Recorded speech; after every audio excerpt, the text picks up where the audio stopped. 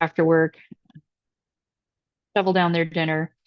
Um, so if you haven't already, grab a glass of water, use the restroom, get comfortable, put on your soft pants, right? Now that you're home. Um, and we'll get started in 5.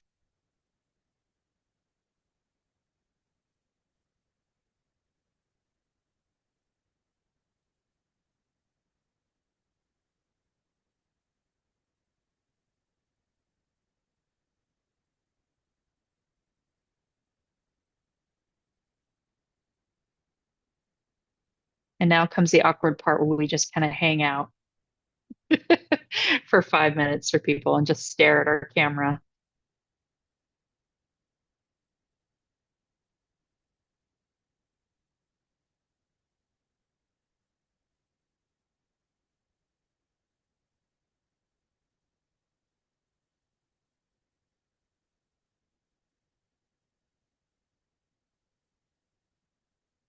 If you're just joining us, thanks for coming to Naturally Speaking with Dr. David Holway.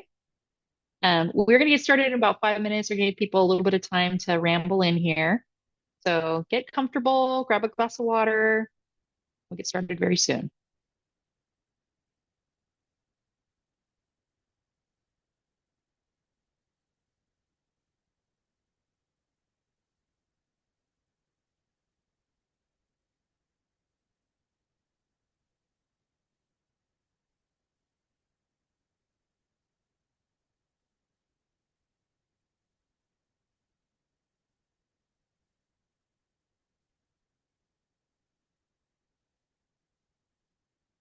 One thing I haven't done is, we should get some naturally speaking background music here for while we wait for 5 minutes. It's like the Jeopardy music, except better. Keith's part of a band called the Turgid Succulents. So I think, maybe we get the Turgid Succulents to do a little riff for us. I've heard them play. Have you? Yeah, they were at the Channel Island Symposium in November last year. How fun. I'd I, ask I you how they also are, but Keith may be watching, so we can I, chat offline. I also saw them informally on Santa Cruz Island. But that wasn't an official concert. Yeah, it was like they were just jamming. Yeah. Awesome. Hi, folks. For those of you who just joined us, we're going to get started in just a few minutes with Dr. David Holway. Thanks for joining Naturally Speaking. Get comfortable, grab a glass of water, and be back here at 6:04, 6:05, and we'll get started.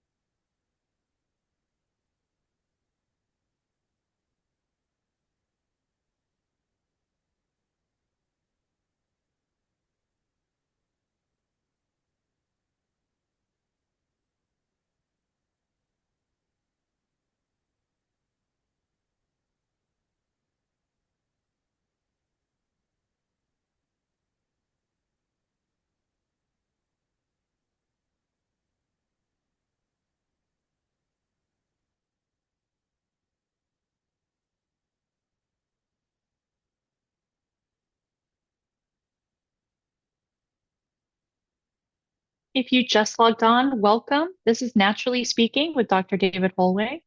We're going to get started in 1 minute. So grab your glass of water and sit down and relax. We'll see you back here in 1 minute.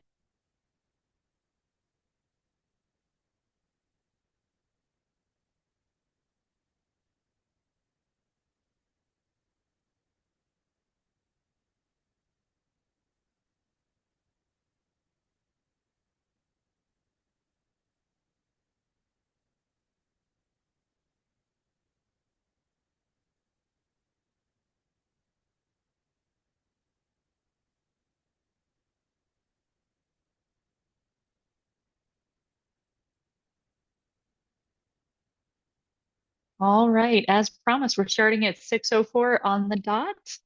Welcome everyone to Naturally Speaking with Dr. David Holway.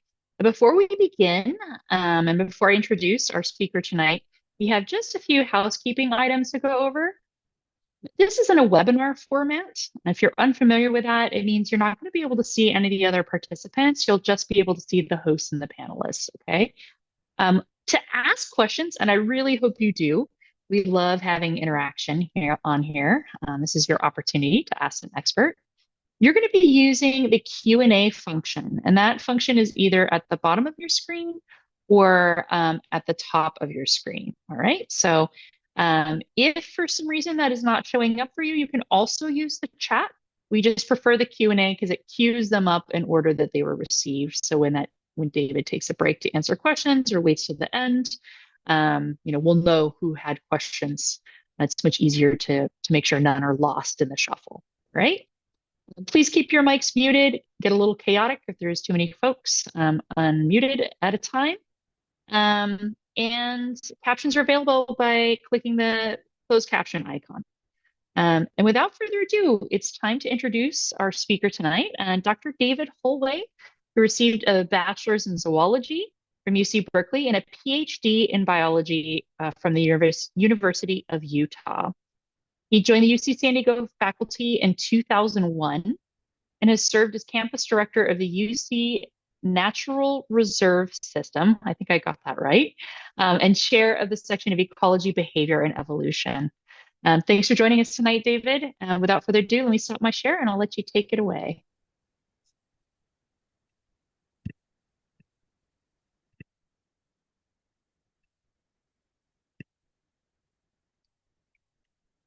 I'd like to thank everybody for coming tonight. It's a pleasure to talk to people interested in Cabrillo National Monument and broader ecological issues.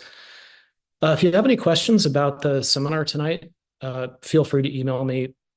My contact information is also on the UC San Diego website. So I'm going to talk tonight very broadly about ant invasions. I wanted to discuss first the importance of ants, a little bit about California ant diversity, the effects of ant invasions, focusing specifically on the Argentine ant. I'll talk about limits to invasion, and then lastly, talk about what we can do to reduce problems associated with ant invasions in California. So ants are in the insect order Hymenoptera. This is the evolutionary grouping that includes parasitoid wasps, other wasps, both solitary and social, bees, and ants. The ants are in a particular family known as the Firmicidae. So all ants are in one family, and there are almost 15,000 described species. It's estimated that the living total of ants is about 20,000 species. Most of those are in the tropics, especially most of the undescribed ants are in the tropics. They've been around a long time, over 100 million years, and really got common in the fossil record around the time that the dinosaurs went extinct. One important feature about the ants is their social behavior. So they have reproductive division of labor. Queens lay eggs that hatch into male and female individuals, and the workers take care of those young as larvae. They also have cooperative brood care, so workers will take care of individuals in different generations. Sometimes colonies have multiple queens, and workers will take care of the offspring of those queens as well. And the generations overlap. So those are the three characteristics that unite all eusocial insects. And all ants are eusocial. So this is very different than wasps and bees, where only some groups are social. One of the things that I always like to remind people about ants is that all workers are female. And this is true of social bees and social wasps as well. So I oftentimes hear people refer to ants using male pronouns, but this is incorrect. The movie Ant-Man, for instance, referred to ants as male, which was incorrect. There are male ants, but the workers are all female. And they're usually sisters. Some species are morphologically differentiated, like these Pheidole ants. Despite their very different appearance, they could be very closely related to one another. Ants are, of course, extremely important ecologically, and this has to do with their social behavior and also their morphological diversity in the size of their colonies. There are very few terrestrial environments that lack ants. Only Arctic environments lack ants, and they are very abundant, especially in subtropical and tropical ecosystems, but even in temperate areas as well. Ants are very abundant.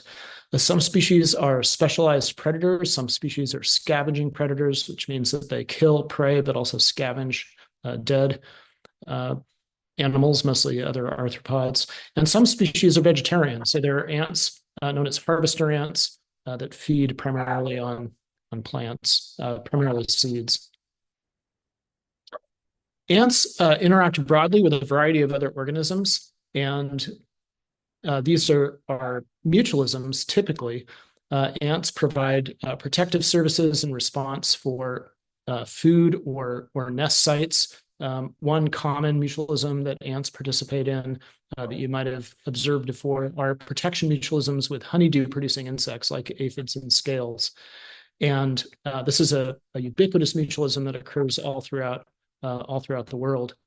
Ants also interact broadly with plants. And again, they tend to provide protection from herbivores of those plants. And then the plants either give ants food, in the case of extrafloral nectary, most commonly, and also sometimes a place to live. The ants on the bottom left there are living in the stem of that acacia tree. And because ants are so abundant, they're also prey for or hosts for predators and parasites. The beautiful wasp in the upper right-hand corner is a parasitoid of Phydolia. So this is a wasp that develops inside its host and eventually kills its host. And ants have a variety of parasitoids that associate with them. Ant predators include vertebrates. Anteaters are probably the most famous example, but also many invertebrates as well. There are spiders that eat ants, and the antlion, shown there on the left, is a familiar ant predator. Ants, of course, are highly familiar to humans. The word ant exists in many languages, and this is uncommon for insects. They're also, of course, a source of fascination in art and popular culture. The movie Them was not a very good movie, but it did highlight the ferocity of giant ants, and it's overdue for a remake. There's also a huge industry associated with the destruction of ants. So as it turns out, most people don't like to have ants in their homes, and they commonly call pest control operators to kill them. And this is a particularly large industry in the southeast to control the red imported fire ant. That's the species that's shown there on the left. This is an ant that stings, and it also is quite aggressive. California has about 300 species of ants. So diversity that's low compared to tropical regions. Most ant diversity, like I said, is tropical. But we do have a number of endemic species, and a fraction of these occur in San Diego County. So these are species that are only found in the California floristic province, and they're as distinctive to California as redwood trees and California poppies. Most of them are not very well known. Unfortunately, we have a number of introduced ants, and a handful of these, in particular the Argentine ant, has disrupted ant assemblages in many parts of California. It's especially true in the coastal portions of southern and central California. And most of the talk today will focus on the Argentine ant. Before I go into Argentine ants, though, I just wanted to give you a little sneak peek of some of the ants that you can find in our local ecosystems. Harvester ants are species that are common in many parts of San Diego County. There are a variety of genera. One of the most common is Pogonomyrmex, and because that's awkward to say, ant biologists often refer to these as pogos. They're sometimes known as fire ants, but this is a misnomer. They do sting like fire ants, but they're primarily seed eating, and they're not related to fire ants. Harvester ants collect seeds and store them inside their nests, and they also disperse some species of seeds as well. So they provide an important function for some plant species.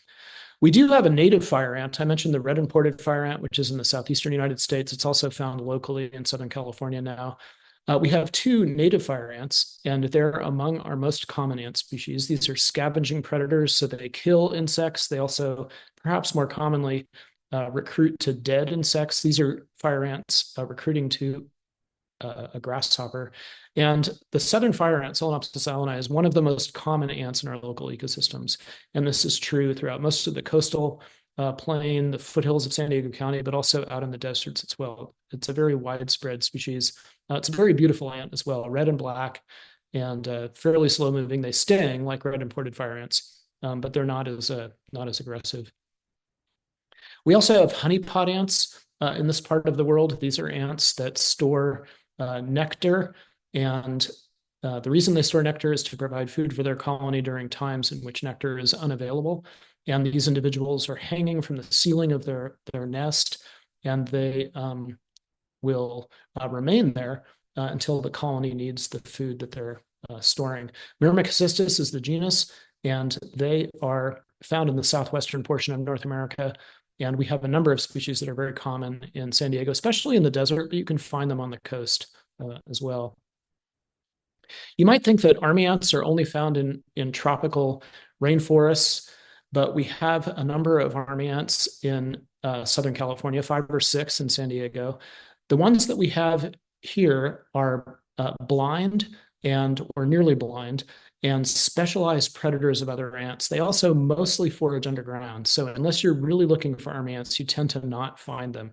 But these are army ants participating in a raid, and they'll go out in search of native ant colonies, go into those colonies and feed on the eggs and larvae.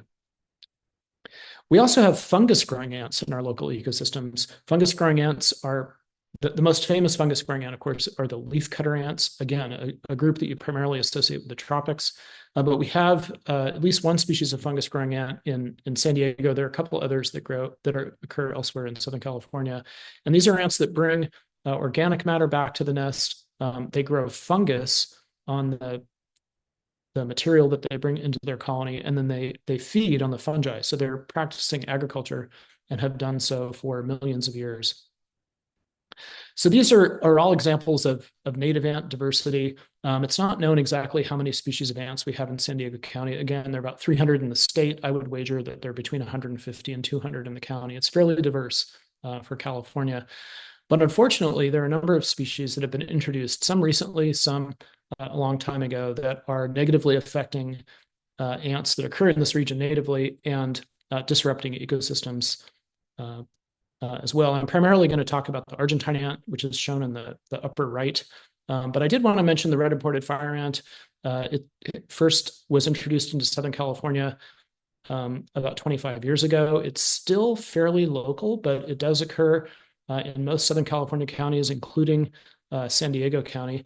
The ant on the bottom left is known as the big-headed ant, Phydolia megacephala. This is a pan-tropical invader that is popping up increasingly in San Diego. There's a large colony in City Heights, and there are a number of other records for Southern California as well. And this is a worrisome sign. Phydolia megacephala is very disruptive in its introduced range. It's very disruptive, for example, in Hawaii.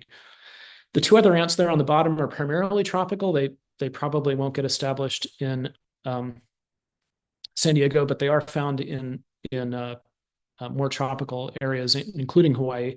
And they include the long-legged crazy ant, or the yellow crazy ant, on the bottom right, and in the center bottom is the little fire ant. So again, I want to mostly talk about the Argentine ant. This is the most familiar ant in urban ecosystems in San Diego. If you've ever had ants in your house, they're almost certainly the Argentine ants, but the most common urban ant in coastal California. It's been here a long time. It was first recorded in the US in the 1890s, and it got to California about 20 years after that. It's a pretty serious urban pest in that people, again, don't like to have ants in their houses and try to control them with pesticides. Introduced populations of Argentine ants form super colonies, and if you remove the Argentine ants from your yard, they will just reinvade the next year. So my advice is to try to figure out how to live with them in an urban setting and not fight against them using pesticides because they will almost certainly reinvade. I don't study the urban pest aspects of the Argentine ant. I should add that they don't sting. They also don't vector any disease. So they're more or less harmless, but they can be a nuisance. My main interest in ant invasions is their relevance for conservation and using them as a tool to study the structure of ecological communities. One of the most famous aspects of Argentine ant invasions is the displacement of native ants. And this is most clearly illustrated by looking at what happens to an ant community when Argentine ants invade. So this is a series of four graphs that show four different study plots on the Channel Islands. The arrows illustrate when the Argentine ant arrived in those plots, and the graphs show the number of native ants present. And you can see that the number of native ants drops within a year of Argentine ant arrival, and it stays low after that point in time. The dashed lines in each graph show the number of species in a typical uninvaded area, and the bottom dashed line shows the number of species in a typical invaded area. So you can see that these plots really don't differ from your typical uninvaded or invaded plot.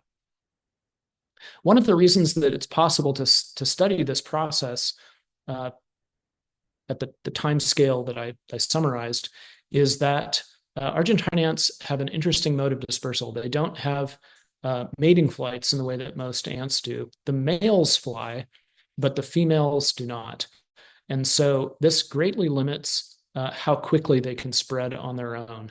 And the rates of advance of Argentine ant supercolonies are in general less than 100 meters per year. So that's much, much slower than a species that has that's better at dispersal. Many ants, including many introduced ants, have winged dispersal, and they can spread kilometers a year, for instance, as opposed to just 100 meters per year.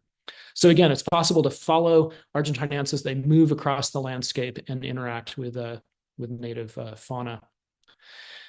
Some of the ants that disappear and that would be in our local ecosystems if it wasn't for the Argentine ant include a number of species of Phaidole. That's the ant in the upper left there.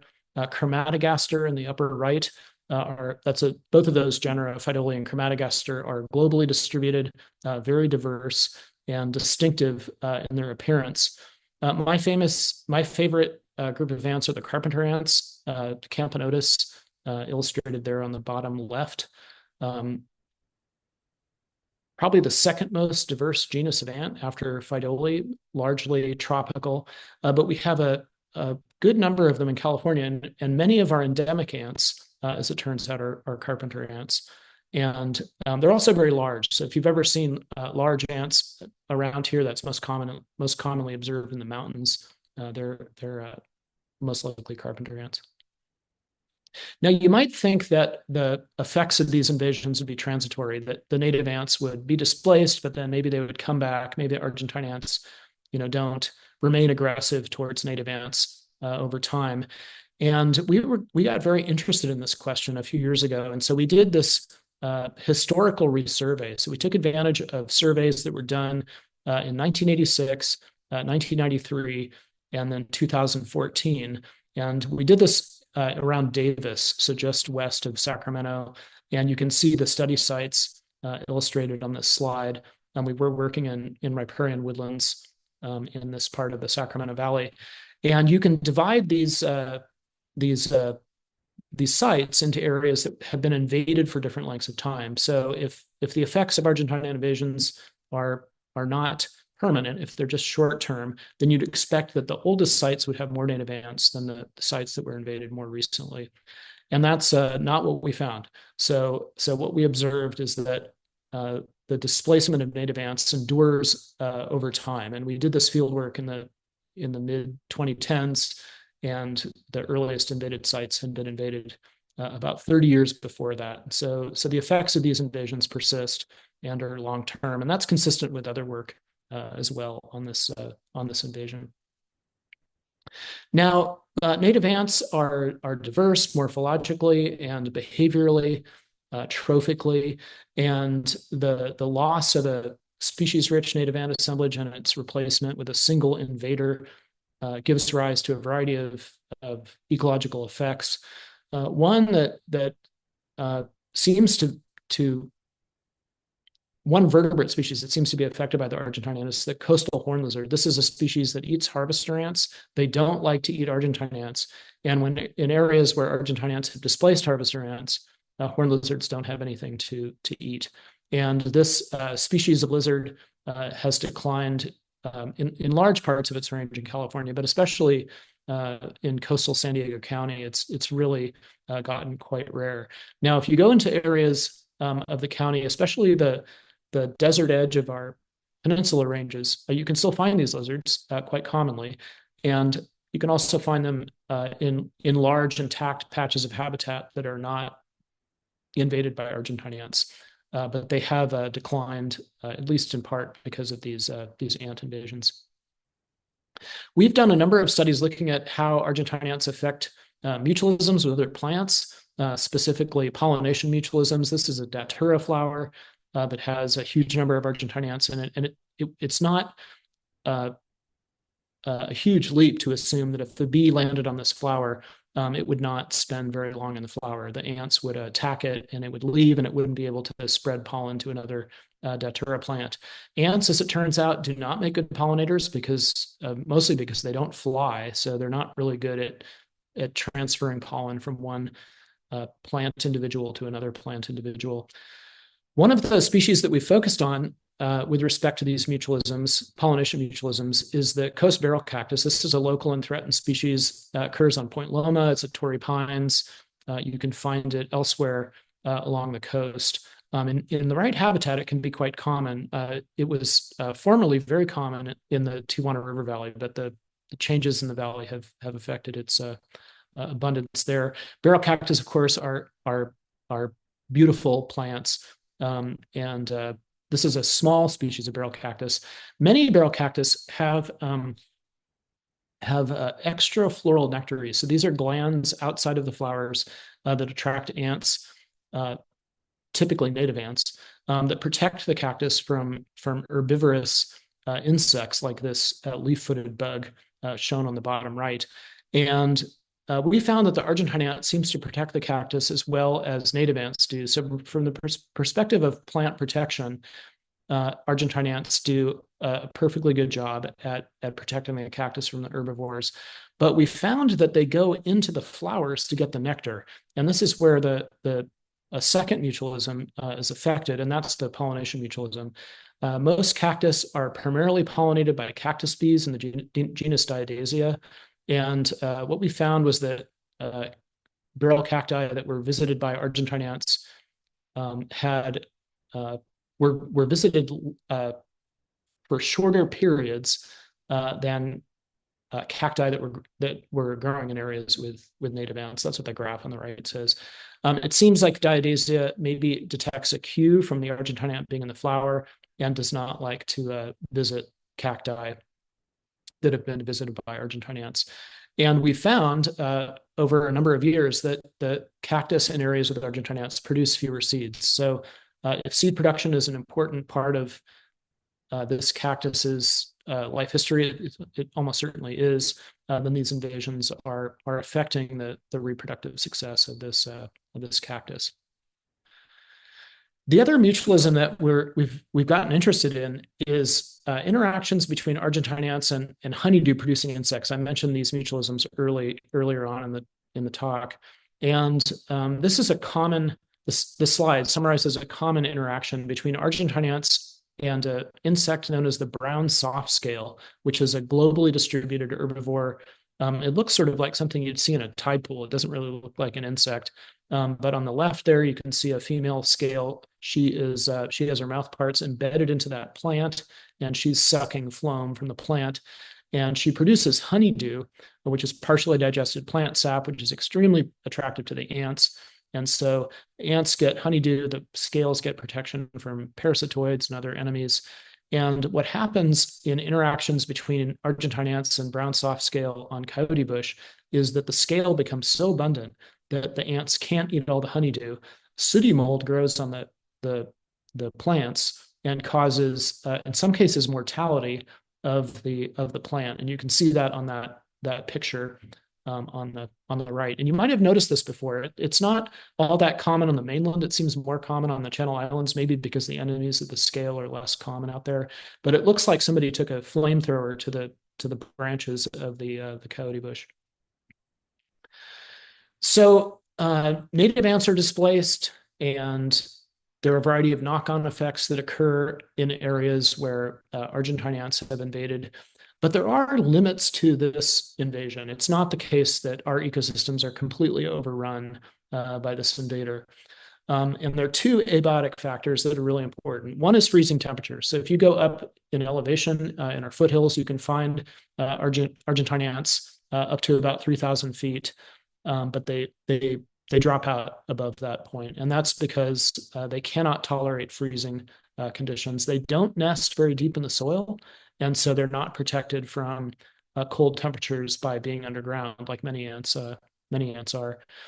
As important are dry conditions. So the Argentine ant is unable to tolerate arid environments, and it cannot invade areas that are seasonally dry. Now, coastal Southern California is foggy, and fog produces moisture, and Argentine ants seem to do really well in coastal ecosystems.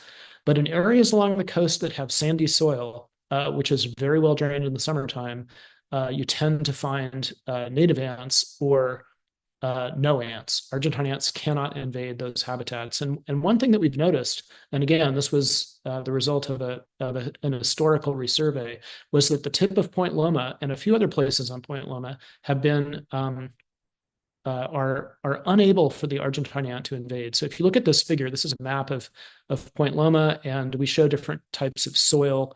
If you look at the very tip, which is Cabrillo National Monument, and you see those dark circles, those are sites where Argentine ants were not present in the mid 1990s, and they also weren't present when we reserved these areas a couple of years ago. And you can find Argentine ants very commonly on Point Loma. So they're there, but they cannot invade these sandy soils at the tip of the peninsula. And we think that this is because of soil moisture. In fact, we're fairly convinced that that's what limits their invasion in areas with sandy soils along the immediate coast. Mission Bay, the mouth of the Tijuana River, are other places where you can see this phenomenon.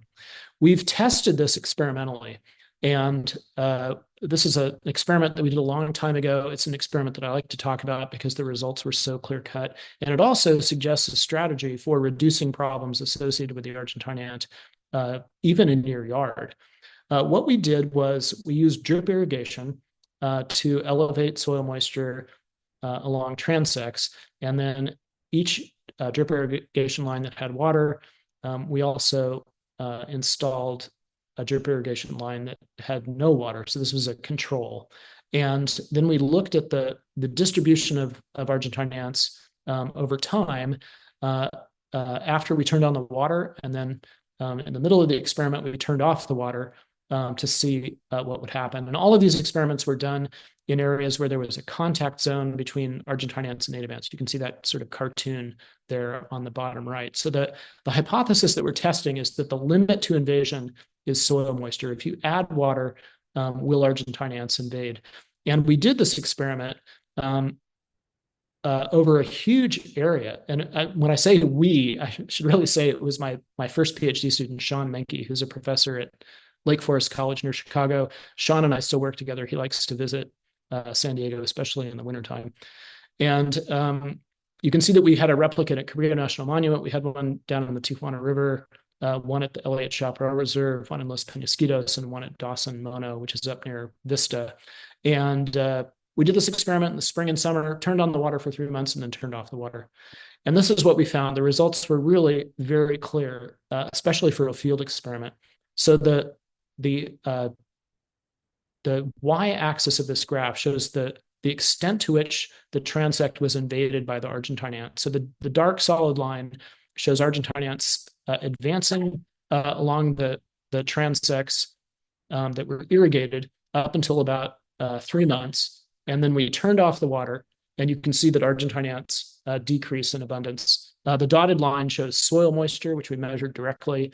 And you can see that the abundance of the Argentine ant, or the proportion of the transect that they invade, doesn't exactly mirror soil moisture, but there's a very clear decline. And then the control plots are shown there on the bottom. Argentine ants never invaded the control plots, or sorry, the control transects, and they were also dry throughout the season. So this is really very clear evidence that soil moisture limits spread. If you look at where the Argentine ants occur in areas away from the immediate coast, you can see the signature of soil moisture very clearly. They occur in irrigated areas, they occur in riparian woodlands along streams and rivers, but they don't occur in dry chaparral at all. They simply cannot invade those ecosystems. And that's really the saving grace of this invasion. Coastal areas are very invaded. Inland areas, they're very restricted to areas with soil moisture. So in areas where urban developments border natural environments, irrigation can enhance the invasion of these ecosystems. So this is a picture near the Los Penasquitos Canyon Preserve, just east of UC San Diego. And you can see that those blue arrows are just to illustrate that water flows downhill. And as it turns out, so do the Argentine ants. So they will invade the preserve from these urban developments. And homeowners, of course, think that the ants are coming from the reserve into their homes, but that's not what's happening. Our urban environments are creating good habitat for Argentine ants. And we all know that water is becoming more expensive in this region, and it is a successful strategy to reduce Argentine ant abundance. So much of Southern California is invaded by this species. There are a variety of ecological effects that have resulted from the invasion of the Argentine ant. What can be done other than maybe not using so much water in your yard? What can be done to reduce the problems associated with this invasion? About 15 years ago, the Nature Conservancy, which owns and manages much of Santa Cruz Island, decided that they were going to attempt an eradication effort on that island to eliminate the Argentine ant. And I was really intrigued by this proposal because I recognized if it was successful, I wasn't really sure that it was going to be, but if it was successful, it would be possible to use this eradication effort as a giant experiment. And I just summarized the last 15 years of my life. We first met to talk about this in 2009 on Santa Cruz Island. The next year, I set up monitoring plots on Santa Cruz Island to monitor the native ants in areas that were never invaded, and also Argentine ants in areas that were slated for eradication.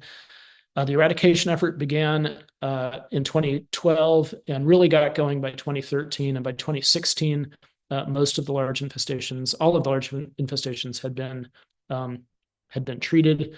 In 2016, we got a 10-year grant to study the recovery of native ant assemblages. So the experiment, of course, is Argentine ants were introduced, probably by the Navy.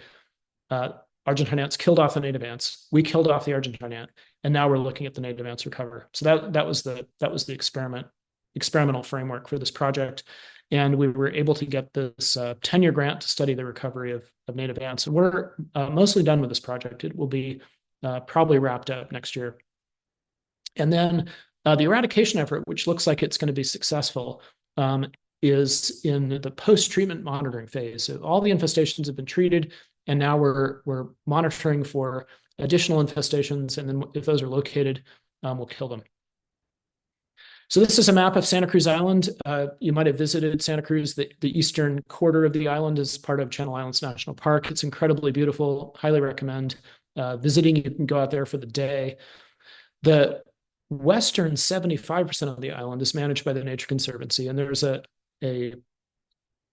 University of California field station there. That's where we base our fieldwork out of. And the orange areas on this map show the areas that were were invaded by the ant. This map shows the maximum area invaded. So this was right before the eradication took place. Remember, I mentioned that the ants don't have wing dispersal. These separate infestations are the result of people moving material from one part of the island to the other. Unfortunately, using existing technology, the only way you can kill off Argentine ants is to use pesticides. And this is not something that any of us really relished. But the Nature Conservancy and the National Park Service did a lot of research. I should also mention researchers from UC Riverside participated in these early trials. And we were able to document that a low concentration of a pesticide known as thiamethoxam mixed with sugar water is able to kill off colonies in the field. And remember, I mentioned that native ants are already gone. So there's some collateral damage around the edges of the infestations, but the native ants are mostly gone from areas that have been invaded. So the basic idea is that we map out an infestation. You can see this infestation, which is just north of the historic Nature Conservancy Ranch in 2010 and then 2013 rather. We put a buffer around that area of infestation, and then we treat everything inside that buffer. So the area that's inside the mapped infestation shouldn't have any native ants, and the area outside the buffer probably does have some native ants, and some of those are affected by the treatments. But we do the treatments in late summer and fall, and the native ants don't seem to be as affected by the treatments as the Argentine ant does. We think that has to do with the fact that we use sugar and we're also treating late in the year. So like I said, we're mostly done with large scale treatments. And this is a map just showing the time frame of those treatments. Now, I should have mentioned that when we began this eradication effort, the Argentine ant had invaded about 2% of the island. So it was a very small fraction of the island that was invaded, but it was definitely spreading. And so had we not done anything, 15 years later, the Argentine ant would probably be in 5 or 6% of the island. And over time, it would have spread throughout much of Santa Cruz Island. So the main objective of this project was to look at the recovery of native ants. And we're trying to do this in a variety of different ways. We're looking at genetic diversity, colony abundance, the ecological function of the ants. But what this plot summarizes is the recovery of the number of species on experimental plots. And the data are plotted in such a way, they're plotted in a way to show the response as a function of years after treatment. Because the treatments were all completed in different years, we can't use year as on the x-axis because different sites were treatments at different sites ended in different years. And the y-axis just shows the difference between the number of species on control plots minus treatment plots. And before the eradication started, that difference was about 6. In fact, you can find about 7 or 8 species of ants on control plots. These are areas that were never invaded. And you can see that once the treatments start, the difference between control and treatment plots decreases, not steadily, but it decreases. There are some years where it goes up, but over time, it has gone to 0. And what that means is that the number of ants on the treatment plots that used to have Argentine ants, they were removed with pesticides, native ants came back. The number of ants on those plots is not different from the number of ants on control plots. So this is very, very exciting. It illustrates that these assemblages have recovered, at least in terms of species richness or the number of species. And that's a very exciting finding. So this cartoon just illustrates the basic idea of this experiment. There was a disturbance. Argentine ants invaded. The restoration project was the removal of the Argentine ant. And then we were interested in measuring how the ant assemblages recover following that disturbance. And what we've seen, I just showed you native ant species richness, but if you look at abundance or genetic diversity, ecological function, any way you can measure recovery in this ant community, it really does look like reassembly has occurred, but it takes a long time. So it's been 9 years since treatments, and we're we're seeing now unambiguous evidence that recovery has taken place, but it has taken a decade.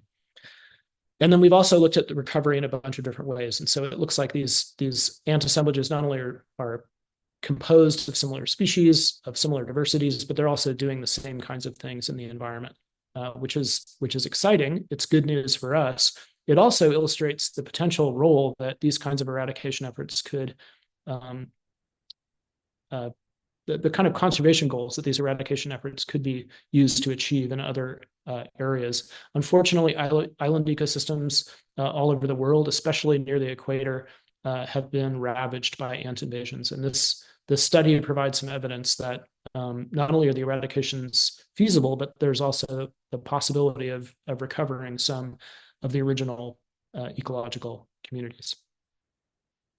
So I want to thank a number of people, and then I'd be happy to answer any questions that you might have. A lot of the data that were collected in the talk tonight were collected by Ida Naughton. Ida was an undergrad at UC Berkeley and started working on this project in between her sophomore and junior year. And then she did a PhD in my lab and continued working on Santa Cruz Island. And then she's now a postdoc at UC Berkeley, and she's continuing to work on the project. So she's been working on it for 14 years, and I wouldn't be able to summarize all these results without her hard work. And then Neil Tsutsui and Phil Ward have also been really important collaborators as well. The eradication effort was funded by the Nature Conservancy, and when they started this project, this at the time was the largest ant eradication that had ever been attempted, and it's been a real pleasure working with them. They think outside the box, and they definitely always have the big picture in mind. And they've been really good partners, as has the National Park Service, which co-manages Santa Cruz Island with TNC. And then the recovery project was funded by, and some of my other work was funded by the National Science Foundation. So I'd be happy to answer any questions about anything that I've said tonight. That was awesome, David. And what's interesting is that I came into this discussion with a bunch of questions, but you answered most of them in the course of the talk, which means it was a very well-structured talk. So thank you for that. We do currently have one question in the Q&A from Mark. Mark wants to know, well, first he wants to thank you very much for the informative and fascinating presentation. I second that, Mark. And he wants to know, is climate change presenting any noteworthy trends regarding Argentine ants or native ants? Yeah, that's a really interesting question, and a very important one as well. It's hard to answer because the effects of climate change in Southern California have been subtle. Rainfall has certainly well, rainfall appears more variable now than it has been. Our local ecosystems, though, have always experienced wide ranges of rainfall. If rainfall continues to be unpredictable, if we also continue to have really dry winters, that will not be good for invasive ants. I think many of the native ants would be able to tolerate those conditions more readily. If insofar as the climate warms, however, tropical species will increasingly occur in Southern California. The big-headed ant, which is an ant that I didn't say much about tonight, is a hardcore tropical species, and it seems to be doing just fine in San Diego. And so it's interesting to speculate on what might happen to that species, or the red imported fire ant, which is poised to invade and become much more widespread in San Diego if the temperatures got a little bit warmer on average. They wouldn't need to get hot. It could be just that the cool temperatures that we have in winter, if those temperatures got warmer, that could make these environments more suitable for subtropical species. Yeah, I'm sure that's got to be something that all ant researchers are keeping their eyes on as the climate is changing and seeing like what's happening with these various different populations of invasive species. We have a couple more questions here in the Q&A. Um, fellow monarch enthusiasts from Sandra here. It reported lots of sooty mold this year. To know it was the ants is just so fascinating.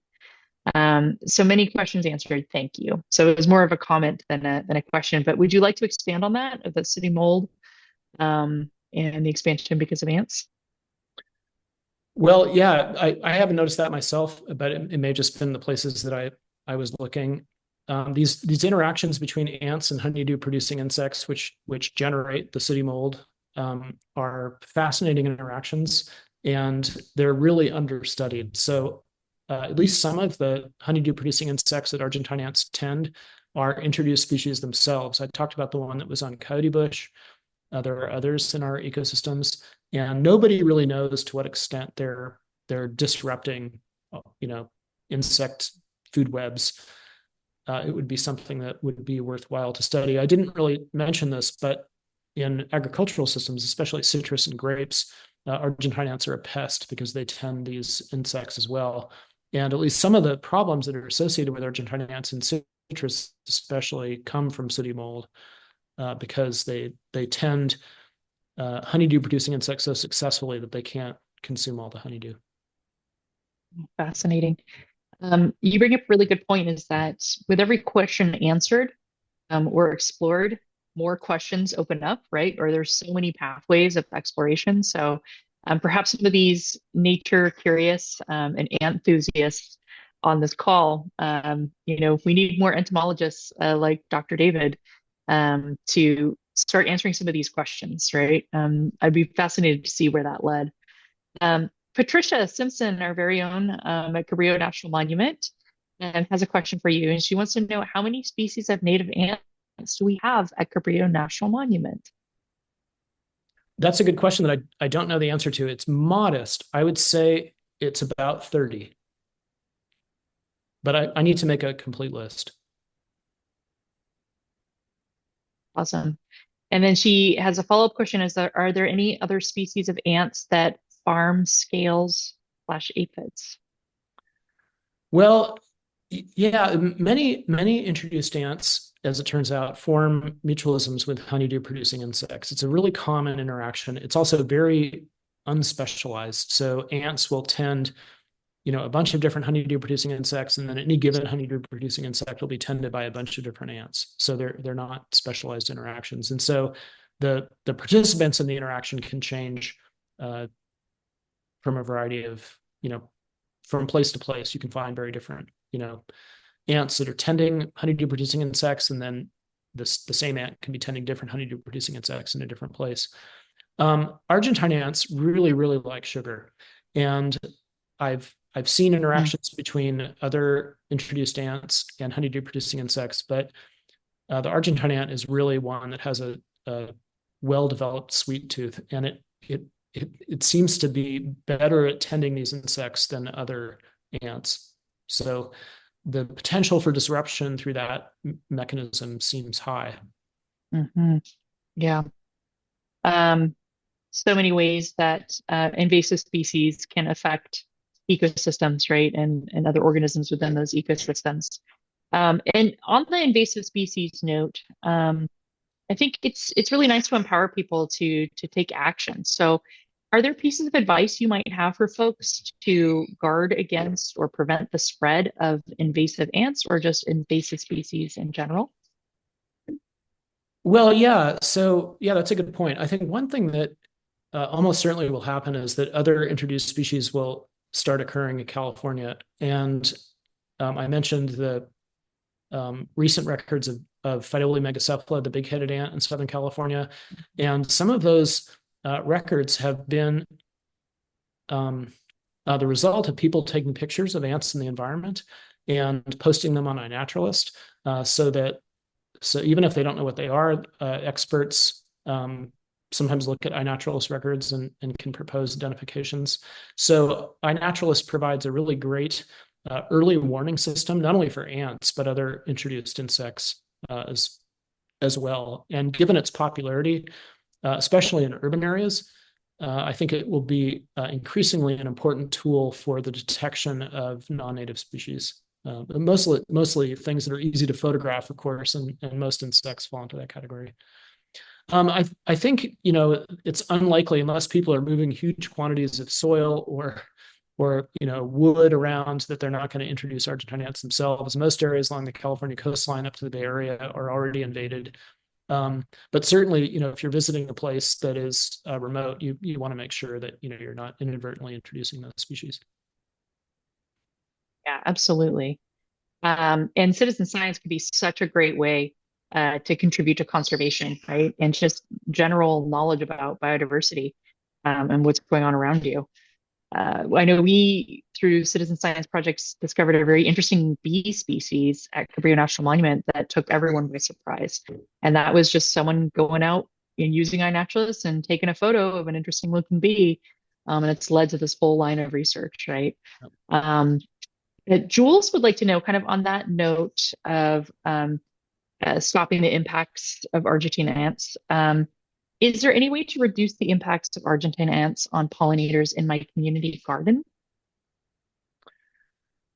Well, yeah. So first of all, you want to see if Argentine ants are visiting flowers on the plants that you might be concerned about. If they are, um, some plants, trees in particular, you can put barriers on the trunks of those trees to prevent ants from getting into the canopy.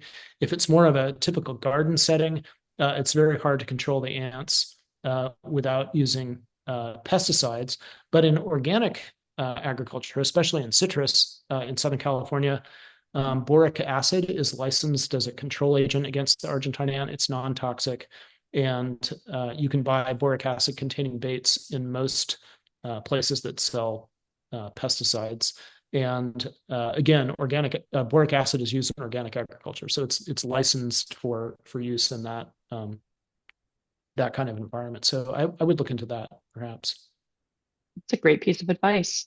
The next time I have an ant invasion, I might consider it. um, uh, Guy or Guy, I apologize, I don't know how to pronounce your name, wants to say thank you for an excellent presentation. And then he had one question and a tip.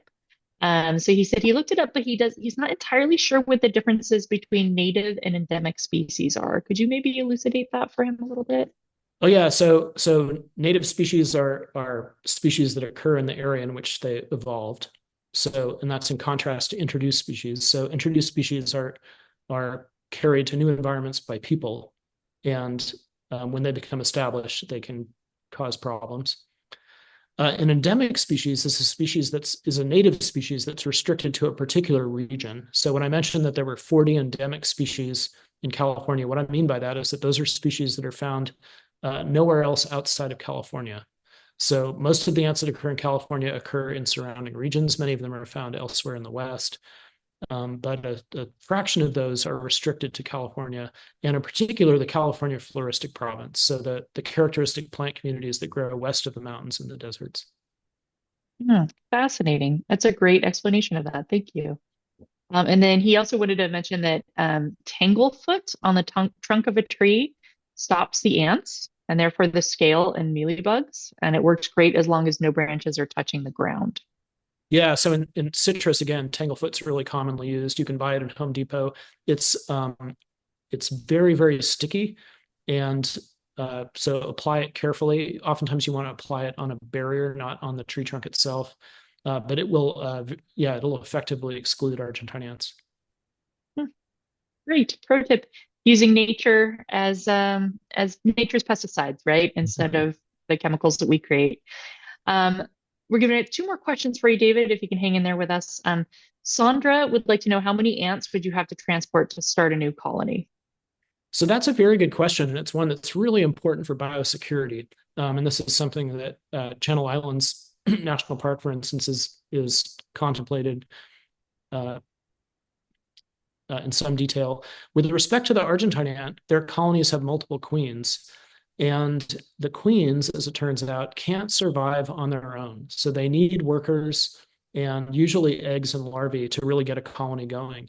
This is unlike ants like the red imported fire ant, which can survive on their own. And so red imported fire ant and other ants that have what's known as independent colony founding, so a queen without any other resources can start a new colony on her own, are very, very hard to control from the perspective of biosecurity. Um, so there's a chance of establishment. The red imported fire ant, for instance, is poised to invade Hawaii. It hasn't gotten there yet, but it's in China. It's also in Australia, and it's very likely that it'll get introduced into Hawaii at some point. But thankfully, Argentine ants are harder to get established. You really need to introduce a queen and a group of workers. Yeah, so it depends on the species then. It does. Interesting. All right. One last question, and that is my question. And I like to end it on a fun note. So you said that your favorite ant are the carpenter ants. Do I remember that correctly? Oh yeah, carpenter ants. Can you tell me why? What is it that you like about carpenter ants? Well, they're big, so they're easy to relate to, I guess. You know, a lot of ants are really small. Carpenter ants are big. They're visual, so they look around. And one of the reasons why I like carpenter ants is that there are a number of endemic species in California, especially Southern California. And there are two, for instance, that occur only on San Clemente Island. And then there's a third that is restricted to the Southern Channel Islands. And so I become kind of attached to carpenter ants. They're just, species of insects that have evolved in California ecosystems in very specific ways and are now characteristic of our ecosystems, again, in the same way that redwood trees are in California poppies. Great answer. Well, thank you so much once again for joining us. Very informative talk. Or we'd give you a round of applause, but you're not going to hear anyone else applauding, but I'm sure they're applauding in their heads. Uh, so folks, you can expect another Naturally Speaking December 3rd. We have Dr. Keith Lombardo from the Southern California Research Learning Center in his three parts, three stories talks, where he's going to be talking about science at Cabrillo National Monument, science at Channel Islands National Park, including Santa Cruz Island and a little bit of that Nature Conservancy story.